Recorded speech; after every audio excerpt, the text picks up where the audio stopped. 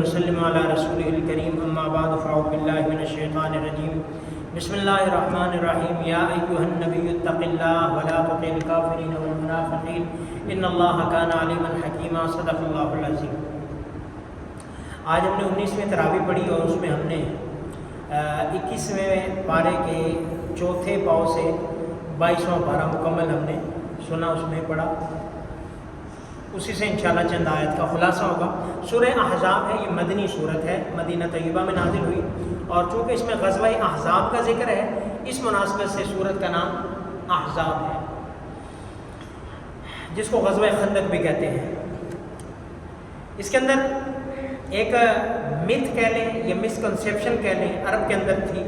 ایک تو وہ جو بندہ سمجھدار ہوتا تھا نا، زیادہ ذہین، فتین، تیز تراز، کہتے تھے اس کے 2 دل ہیں، اس کے 2 دل ہیں اس لیے تیز ہے۔ اور دوسرا جو اپنی ماں کو، اپنی بیوی کو ماں سے یہ تشبیہ دے لیتا تھا تو وہ اس کو ماں ہی سمجھا جاتا تھا کہ ماں بن گئی ہے۔ اور تیسرا جو متبنہ بیٹا تھا اس کو جو ہے وہ سگے بیٹے کی طرح ہی ٹریٹ کیا جاتا تھا کہ یہ سگا بیٹا ہی ہے۔ تو یہ تینوں چیزوں کا رد اس آیت میں کیا کہ نمبر 1، ما جعل اللہ لرجل من قلبین فی جوفی، اللہ نے کسی بندے کے بھی 2 دل نہیں رکھے، ایک ہی دل ہے، ایک بندے کا ایک ہی دل ہوتا ہے، 2 دل کسی کے نہیں۔ ہاں ایکسٹرا کسی کو اللہ نے سمجھ، فہم، فراست، ذہن زیادہ دے دیا، یہ الگ چیز ہے۔ کوئی بندہ ایکسٹرا آرڈنری ہے، بڑا ہی تیز تراز ہے، دماغ بڑا تیز چلتا ہے، جیسے سائنٹسٹ ہیں یا ڈاکٹر ہیں یا اور جو بڑے ماہر ہیں یا کوئی اس طرح کے، اب وہ تھوڑے سے ذہین ہیں، باقیوں سے ذہین ہے، یہ ٹھیک ہے، لیکن دل سب کا کیا ہے؟ ایک ہے۔ دماغ تیز ہو سکتا ہے وہ اللہ کی طرف سے، باقی دل ایک ہی ہے۔ وما جعل ازواجکم اللہ تظاہرون منہن امہاتکم، اور جن سے تم زہار کر بیٹھتے ہو، یعنی کہ بیوی کو اگر کہہ دیا تم میری ماں کی طرح ہے تو وہ ماں بن نہیں جاتی۔ ماں آگے زہار کا حکم 28ویں پارے میں آ رہا ہے، وہاں پہ انشاءاللہ اس کو بیان کریں گے۔ تو کسی بیوی کو ماں کہنے سے ماں نہیں بنتی۔ نمبر 3، ما جعل ادعیاءکم ابناءکم، کہ جنہیں تم منہ بولا بیٹا کہتے ہو، ایڈاپٹڈ جو ہوتے ہیں بچے، وہ اب ایڈاپٹ کر لیا ہے تو وہ اصل اور حقیقی بیٹا نہیں ہو سکتا۔ کیا مطلب؟ کہ اس کے بڑے فرق ہیں۔ مثال کے طور پر اگر وہ بڑا ہو گیا، جوان ہو گیا، بالغ ہو گیا، تو اگر لڑکی ہے تو جس عورت نے لیا اس کے خامد سے اس کا پردہ ہے۔ اگر لڑکا ہے، جس عورت نے یا خامد نے لیا اس عورت سے اس کا پردہ ہے۔ اگر اس کو اللہ نے بعد میں اور بچے دے دیے، لڑکیاں دے دی، اب ان کا آپس میں پردہ ہے، آپس میں جب بڑے ہوں گے آپس میں ان کا پردہ ہے۔ اس کے علاوہ یہ جو دونوں میاں بیوی ہیں ان کی وراثت اس کو نہیں ملے گی، وارث نہیں ہے، یہ منہ بولا بیٹا وارث نہیں۔ اس کے علاوہ اگر کہیں پہ نام لکھنا ہے کہ فلاں صاحب ہے، یہ فلاں بچہ ہے، جس نے اڈاپٹ کیا، ولدیت میں اس کا نام نہیں آ سکتا، ولدیت میں اس کے اپنے اصل ابا کا نام آئے گا، یا بالفرض نہیں پتہ لگ رہا کیا ہے کیا نہیں ہے تو اس کو ہم عبداللہ لکھ دیں گے یا کوئی ایسا، اس بندے کی طرف جس نے اڈاپٹ کیا اس کی نسبت نہیں ہوگی، اس کی طرف نسبت نہیں ہوگی۔ تو یہ وراثت میں بھی نہیں ہے، حقیقی بیٹے کی طرح بھی نہیں ہے، محرم بھی نہیں ہے، اور یہ ساری چیزیں اس کی نہیں ہیں۔ ہاں باقی ویسے رکھا ہوا ہے، اگر اڈاپٹ کیا ہوا ہے کر سکتا ہے، گنجائش ہے، اجازت ہے منہ بولے بیٹے کی۔ ہاں ایک صورت ہے، اگر مثال کے طور پر عورت ہے، اس نے اپنی بہن کا بچہ لے لیا، بہن کا بچہ لے لیا، تو اب یہ ہے کہ بیٹا ہے یا بیٹی ہے جو بھی ہے وہ عورت کے لیے محرم ہے۔ اب پھر کوئی اور رشتہ نہ ہو ایسا محرمیت کا، اگر صرف بچہ لے لیا ہے تو پھر تو ہوگا، اگر کوئی اور محرمیت کا تعلق ہے پھر محرم نہیں ہوگا۔ یا مرد ہے، اس نے اپنے بھائی کا بیٹا بیٹی لے لیے، اب یہ اس کی بھتیجی بھی لگی، منہ بولی بیٹی بھی ہے بھتیجی بھی ہے، اب یہ اس کی محرم ہے، اب پردہ نہیں ہے۔ کوئی اور رشتہ ہے تو پھر تو نہیں، اگر غیر لیا ہے تو پھر ان کا آپس میں کیا ہوگا؟ پردہ ہوگا۔ باقی یہ اس کو رکھے، کھلائے پلائے پڑھائے جو بھی کرے، لیکن جہاں جہاں جتنی شریعت نے اجازت دی ہے، بالغ ہو تو اس کو ایک پردے سے رکھے، الگ سے رکھے، باقی جب وہ اس کو بڑا کرے، شادی کرے، بیاہ دے، بچہ ہے بچیاں کر دے، ٹھیک ہے۔ ہاں وراثت میں شریک نہیں ہے، اس کو وصیت کر دے کہ میرا 1/3 میں سے، وصیت کی بندے کو اجازت ہوتی ہے کہ میرے 1/3 میں سے اتنا اس کو دیا جائے، اپنی زندگی میں دے دے، زندگی میں جسے مرضی دے، مرنے کے بعد اس کی وراثت نہیں ہوگی. ہدیہ اس کو کر دے, اپنا گفٹ کر دے, یہ لیجیے دکان ہے, یہ گھر ہے, یہ آپ کا ہے, میں آپ کے نام کرتا ہوں, اس کا قبضہ کر لے, یہ اس کا ہو جائے. تو یہ منہ بولے بیٹے کے احکامات ہیں متبنہ کے. باقی منہ بولا جو ہے شریعت میں اس کے علاوہ کوئی اٹیچمنٹ کا, جڑنے کا رشتہ نہیں ہے. منہ بولے بہن بھائی بن گئے, کوئی رشتہ نہیں. منہ بولے ان کا آپس میں پردہ ہے. منہ بولے بہن بھائی کچھ نہیں ہے, آپس میں کچھ نہیں ہے. عورت کا اپوزٹ جینڈر کا آپس میں رشتہ یا تو نسبی ہوگا, یا رضائی ہوگا, یا نکاح کا ہوگا, اور کوئی رشتہ نہیں ہے. اور کوئی رشتہ نہیں ہے. خالہ ہے آپ کی, پھوپھی آپ کی, ماں ہے آپ کی, بہن آپ کی, یہ اگر ایک ہی اس سے ہیں تو ٹھیک ہے.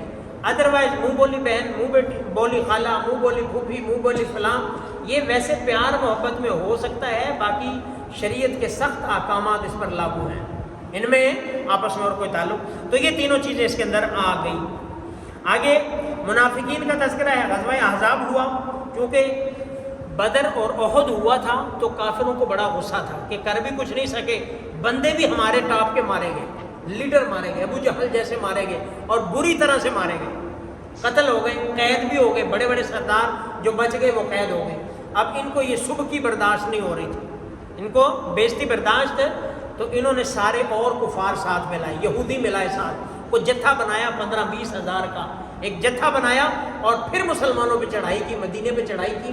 آپ علیہ السلام کو جب پتہ چلا کہ ایسے ایسے کر کے یہ جو وہ جتھے بنا کے آ رہے ہیں, اور کچھ یہود بھی تھے جنہوں نے عہد شکنی کی, مثال بنو قریظہ تھا, وہ آپ علیہ السلام کے ساتھ مسلمانوں کے ساتھ تھے, لیکن جب آپ کو پتہ ہے کافروں کی جب تعداد زیادہ بڑھی تو پاور نظر آئی, تو یہ بھی ادھر ہو ادھر ہے. تو خیر اب آپ علیہ السلام کو جب پتہ چلا چڑھائی کر رہے ہیں مدینے پہ, تو پھر آپ علیہ السلام نے مشورہ کیا. سیدنا سلمان فارسی رضی اللہ عنہ, انہوں نے مشورہ دیا, رسول اللہ جب ہم جنگ کرتے تو ہم خندقیں کھود دیتے تھے, بچاؤ کے لیے, اپنے ڈیفنس کے لیے ہم خندقیں کھود دیتے تھے. چنانچہ آپ علیہ السلام نے بھی ایسا ہی کیا, خندقیں کھود دی, مدینے کے آس پاس گہری خندقیں آپ نے خود بھی کھودی, صحابہ نے بھی کھودی, اور وہ ایک پورا حصار قائم کیا.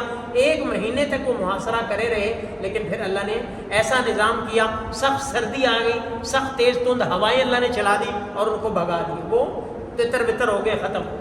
تو اس کا یہاں پہ ذکر ہے. منافقین تھے کچھ, وہ آپ علیہ السلام کے پاس آئے, یا رسول اللہ ہمارا گھر خالی ہے, ہم چلے جائیں, ہمارے بچے اکیلے, ہم چلے جائیں. اللہ نے ان کے بہانوں کا ذکر کیا ہے. یقولون ان بیوتنا عورا, یہ کہتے ہیں ہمارے گھر خالی ہیں. مشکل جو ہے, مشقت جو ہے, تو وما ہی بعورا, حالانکہ گھر خالی نہیں ہے. ان یریدون الا فرارا, یہ بھاگنا چاہتے ہیں. یہ کیا ہے؟ بھاگنا چاہتے ہیں. اللہ کہتے ہیں ان کو بھگاؤ, کوئی بات نہیں. اور یہ بات ان کے ذہن میں بٹھا دو, بتا دو, لن ينفعكم الفرار ان فررتم من الموت او القتل واذا لا تمتعون الا قليلا. یہ تمہارا بھاگنا کہاں تک بھاگو گے؟ تمہیں موت سے نہیں بچا سکتا, تمہیں قتل سے نہیں بچا سکتا. مرنا تو ہے ہی, مرنا تو ہے, یہ بھاگ جاؤ جہاں بھاگنا ہے, لیکن تم موت سے نہیں بھاگ سکتے. تو یہ ان کا ذکر ہے. لقد کان لکم فی رسول اللہ اسوۃ حسنہ, اللہ کے پیارے پیغمبر صلی اللہ علیہ وسلم میں تمہارے لیے بہترین نمونہ ہے. اگر کوئی بندہ چاہتا ہے کہ میں زندگی کیسے گزاروں, پرفیکٹ زندگی, کہ میری کامیاب, شاندار, عزت والی, پاکیزہ زندگی ہو, تو پیارے پیغمبر کی زندگی دیکھ لیں. آپ کے اعمال, افعال, اقوال, آپ کے معاملات, آپ کی تجارت, آپ کا گھریلو معاملات, جو بھی ہے, اپنے آپ کو رسول اللہ صلی اللہ علیہ وسلم سے جوڑ دیں, اس کی بہترین زندگی ہو جائے, بہترین زندگی ہو جائے گی. اللہ کے پاک پیغمبر علیہ الصلوۃ والسلام جیسی زندگی کسی کی نہیں. دنیا میں اگر آپ نے کسی کو دیکھنا ہے کہ یار میں کس کو دیکھوں, کون نیک ہے, کون جو ہے وہ نیک ہے, دعویٰ تو ہر کوئی کرتا ہے, میں آپ سب بھی کرتے ہیں, ہم بڑے نیک ہیں, فلانے ہیں, ہم بڑے پیر ہیں, ہم بڑے ہیں, گدی نشین ہیں, کوئی کہتے ہیں ہماری نسبت ایسی ہے, کوئی کہتے ہیں ہم شاہ ہیں, کوئی کہتے ہیں ہم سید ہیں, کوئی کہتے ہیں فلاں, بڑے بڑے لمبے لمبے دعوے ہیں, اتنی لمبے لمبے دمبے لگی ہوئی ہیں, کئی نام لگے ہوئے ہیں, سید فلاں, یہ وہ ڈنگڑے. اب لیکن فیصلہ کیسے ہوگا؟ صرف 2 لفظی فیصلہ ہے کہ یہ بندہ جو اتنا دعویٰ کر رہا ہے رسول اللہ صلی اللہ علیہ وسلم کی سنت زندگی میں ہے یا نہیں ہے. اگر ہے تو پھر تو سلام ہے اس کو, اگر نہیں ہے تو بھلے 10 میل کے القابات لگا لے, یہ بندہ صفر ہے. نہ یہ شاہ جی ہے, نہ پیر جی ہے, نہ سید جی ہے, نہ گدی نشین ہے, نہ کوئی قابل عزت, نہ قابل احترام. اگر سنت نہیں, سنت ہے نہیں ہے تو کچھ نہیں, سنت ہے تو ہمارے سروں پر ہے, یہ ہمارے کیا ہے؟ سروں پر ہے. 2 ٹوک سا ایک سمپل سا ایک پیرامیٹر ہے, سمپل سا ایک فارمولہ ہے, اس کو اپلائی کریں, رزلٹ فوری باہر ہے. کہ جو متبع سنت ہے وہ ٹھیک ہے، جو نہیں ہے باقی سمجھے فیک ہے۔ آگے ازواج مطہرات کا ذکر ہے، اہل بیت کا، انما یرید اللہ لیذھب عنکم الرجس اہل البیت، اہل بیت اللہ تم سے نجاست کو، گندگی کو دور کرنا چاہتا ہے۔ اہل بیت میں سب سے پہلے اللہ کے پاک پیغمبر علیہ السلام کی ازواج ہیں، بیویاں ہیں۔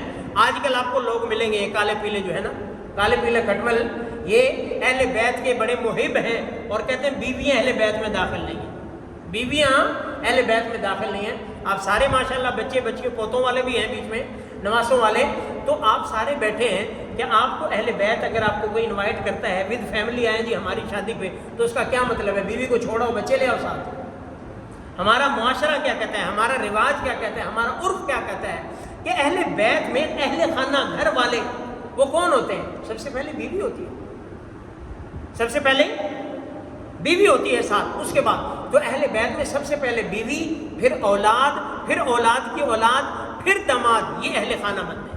یہ کیا ہے؟ اہل خانہ۔ تو سب سے پہلے بیوی، پھر اولاد، پھر اولاد کی اولاد، اور اس کے بعد پھر داماد اور پھر باقی، تو یہ ہوتے ہیں اہل بیت۔ یہ کیا ہے؟ اہل بیت۔ باقی جب وہ حدیث پاک سے پھر اللہ کے پاک پیغمبر علیہ السلام کے اہل بیت میں بیویاں، بیٹیاں، نواسیاں اور پھر داماد اور پھر وہ سارے اس میں شامل ہیں۔ تو اس لیے بات ذہن میں ہونی چاہیے، جب بھی اہل بیت کا تذکرہ آئے گا سب سے پہلے کیا ہوں گی؟ بیویاں ساتھ ہوں گی۔ آگے ما کان محمد ابا احد من رجالکم ولکن رسول اللہ وخاتم النبیین، پیارے پیغمبر صلی اللہ علیہ وسلم کے ختم نبوت کا ذکر ہے۔ باقی انبیاء پر صرف ایمان لانا کافی تھا، جس نے نبی کو مان لیا وہ کافی ہو گیا۔ پیارے پیغمبر صلی اللہ علیہ وسلم کی دو چیزوں پر ایمان لانا ضروری ہے، نبوت پر بھی اور ختم نبوت، کہ پیارے پیغمبر ہمارے نبی بھی ہیں اور آخری نبی بھی ہیں، اس پر بھی ساتھ ایمان لانا ضروری ہے۔ اگر کوئی آج معاذ اللہ آپ علیہ السلام کو نبی تو مانتا ہے لیکن خاتم النبیین نہیں مانتا تو وہ ایمان والا نہیں۔ موسیٰ علیہ السلام کو نبی مانا ٹھیک، آدم علیہ السلام سے لے کر عیسیٰ علیہ السلام تک، موسیٰ، عیسیٰ اور ہارون، سلیمان، داؤد، زکریا، یحییٰ، عیسیٰ، لوط اور شعیب، مدینی، سارے سب کو نبی مان لیا، کافی ہو گیا۔ پیارے پیغمبر کی باری آئی، نبی ماننا کافی نہیں، خاتم النبیین مانے گا تو ایمان والا ہے، اگر نہیں ایمان والا نہیں ہے۔ تو آپ علیہ السلام کی ختم نبوت کا ذکر ہے۔ اس کے بعد سورہ سبا ہے، قوم سبا کا ذکر ہے، اس لیے سورت کا نام جو ہے وہ سبا ہے۔ لقد کان لسبأ فی مسکنہم آیہ، کہ ان کے گھروں میں نہیں۔ قوم سبا بھی ایسی یعنی کہ ناشکری قوم تھی، اللہ نے سارا کچھ دیا تھا، گھر دیے تھے، باغات دیے تھے، کاروبار دیا تھا، سارا کچھ، بڑا ایزی لائف دی تھی اللہ نے ایزی لائف دی تھی، لیکن بدھو کیا کہتے ہیں؟ ربنا باعد بین اسفارنا، یا اللہ ہمارا تھوڑا سا سفر لمبا کر دے، سفر لمبا کر دے۔ جیسے مثال کے طور پر کوئی بندہ ہے، اس کا گھر بھی ساتھ ہے، ساتھ ہی اس کا کام بھی ہے، جاب ہے یا اپنا کام ہے، ملازمت ہے، تو بڑا لکی ہوتا ہے کہ گھر کے ساتھ ہی آفس ہے، گھر کے ساتھ ہی فیکٹری ہے، گھر کے ساتھ ہی کوئی اور جو بھی کام ہے اس کا گھر پہ بڑا یعنی کہ اچھا ہے جی، ساتھ ساتھ ہیں، دونوں چیزیں ساتھ ساتھ ہیں۔ اور ایک بندہ ہے بیچارہ جس کو جانا پڑتا ہے، دور جانا پڑتا ہے، بعضوں کو دوسرے شہر جانا پڑتا ہے، بعضوں کو دوسرے ملک جانا پڑتا ہے، اور بڑے پاپڑ بیلنے پڑتے ہیں، بڑی مشکلات ہوتی ہیں، لیکن مجبوری ہے، رزق کی خاطر کرتے ہیں۔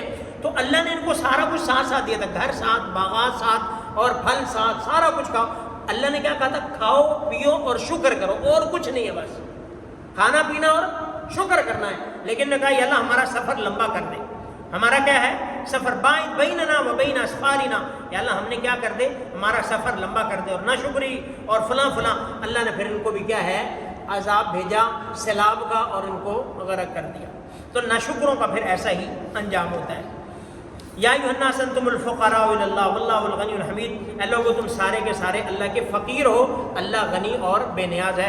یقینی طور پر ہم سارے کیا ہیں؟ اللہ کے محتاج ہیں۔ جو اللہ کا محتاج بنتا ہے، اللہ کا فقیر بنتا ہے، اللہ اس کو نوازتے ہیں، اللہ اس کو نوازتے ہیں۔ جو اللہ کا ہوتا ہے اللہ اس کا بن جاتا ہے۔ تو ہم سارے کے سارے، جس کے پاس ہے وہ بھی محتاج ہے، جس کے پاس نہیں ہے وہ بھی محتاج ہے۔ جس کے پاس ہے اس کے محتاج ہونے کی کیا نشانی ہے؟ کہ وہ چاہتا ہے مزید آ جائے، میرا کم نہ ہو، مزید آ جائے۔ اس کو کہیں نکالتے ہوئے تھوڑا سا دل پہ بوجھ آتا ہے۔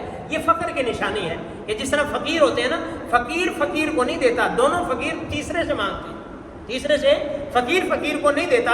تو جس کے پاس ہے یا نہیں ہے، دونوں کے فقیر ہونے کی کیا نشانی ہے؟ کہ دیتے ہوئے دل پہ بوجھ آتا ہے، خرچ کرتے ہوئے بوجھ آتا ہے، مزید کی طلب رہتی ہے۔ اور اللہ غنی ہے کہ کہ وہ دیتے ہوئے ہر ایک کو دے رہا ہے، اس کے ہاں کمی بھی نہیں آتی، تنگی بھی نہیں ہے، اور جتنا مرضی مانگو اللہ خوش ہوتے ہیں۔ تو اللہ رب العزت سے دعا ہے اللہ ہم سب کو اپنا در کا فقیر بنائے، اللہ ہم سب کو جو ہے اپنے غنی دربار کا فقیر بنائے، اللہ ہم کو کسی کا محتاج نہ بنائے۔